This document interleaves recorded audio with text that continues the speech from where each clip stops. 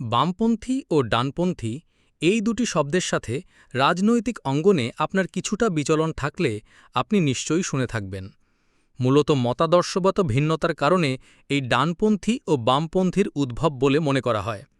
এছাড়া বিশাল এক অংশ বামপন্থী ও ডানপন্থীর মধ্যে ধর্মীয় ভাবাদর্শের মাধ্যমে বিভক্ত করার চেষ্টা করেন।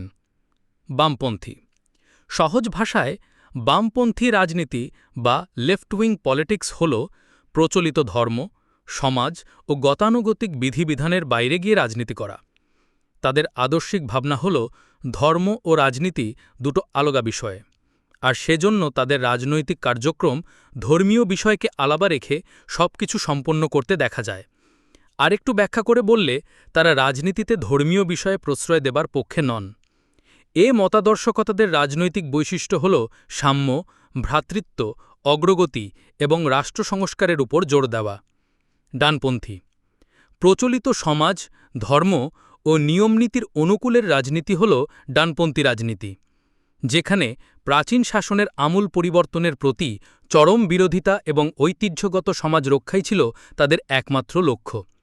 বলা হয়ে থাকে ঐতিহ্য, প্রাতিষ্ঠানিক ধর্ম ও অর্থনীতির বেসরকারীকরণই ডানপন্থীদের মূল মূল্যবোধ। ডানপন্থী মতাদর্শীয় লোকেরা ধর্মীয় নিয়ম এবং বিধিবিধানকে আদর্শ হিসেবে ধরে রাজনৈতিক কলাকৌশল পালন করে থাকে মূলত, অর্থাৎ সবকিছুতেই ধর্মের নিয়মকানুন মুখ্য হিসেবেই থাকে।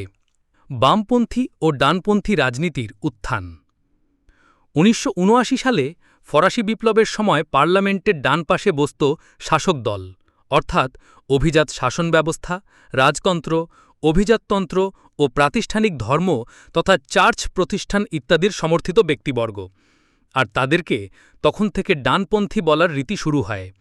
অন্যদিকে পার্লামেন্টের বাম পাশের আসনগুলোতে বসত বিরোধী দল, রাজতন্ত্রের ঘোর বিরোধী, বিপ্লব এবং একটি ধর্মনিরপেক্ষ প্রজাতন্ত্রকে সমর্থিত ব্যক্তিবর্গ, তাদেরকে বলা হতো বামপন্থী।